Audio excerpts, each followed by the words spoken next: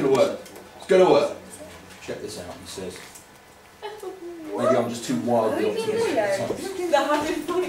Right, here we go. Okay guys, let me just show you what this is. This is now the world, and I'm going to turn the light off. This is the world in infrared radiation. What you can see is, first of all, anything that is glowing brightly is emitting an awful lot of infrared radiation. So having a look there, what difference do you notice with the blinds now, visually, and the blinds in infrared? Have a look at the blinds visually. They're black, and yet in infrared, what are they doing? Glowing. Okay, dark colours will tend to absorb lots of infrared from outside and then re-emit infrared. But what we can also see, which I think is fascinating, is, no, take your hands down from your face, seriously. What we can see is we can see detail that the visible eye can't see. Like looking at your faces, and I hope nobody takes this personally, you've all got slightly different facial characteristics when it comes down to how much infrared you're emitting. Some of you have got noses that are much cooler than other people's. Now I can't tell that visually, but what that is telling me, if I look at your noses, they're just noses. But if I look at your nose, for instance, and I look at your nose, what I can see is they are much darker than other people's noses, relatively speaking. Now, if they're darker, are they warmer or cooler? They're cooler, and that means I can interpret something about the blood circulation to your nose. Now, it doesn't mean it's good or bad or anything like that. What it's doing is it's giving me extra information. So with infrared radiation, we can see a lot more detail than we could with visible radiation. Can you see the radiator there glowing very, very brightly, okay? That's been on most of the day, chucking out light. We can also see Miss over here with the camera, adjusting it. Look at her glasses. They are dark. Now, does that mean that glass is allowing infrared through, or is it blocking infrared? Because they're cold.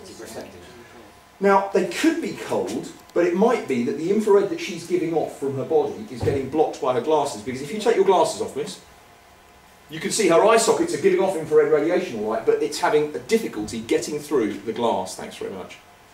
And finally, if I can have my volunteer who can go barefoot, please. This will pick up very, very small differences in temperature. And so what we're going to ask our brave volunteer to do is to stand still on the floor. And I'm just going to look at his feet, and they are positively glowing. But we can see already where he was standing originally barefoot is still glowing. Could you slowly, make sure you don't fall over, walk backwards please.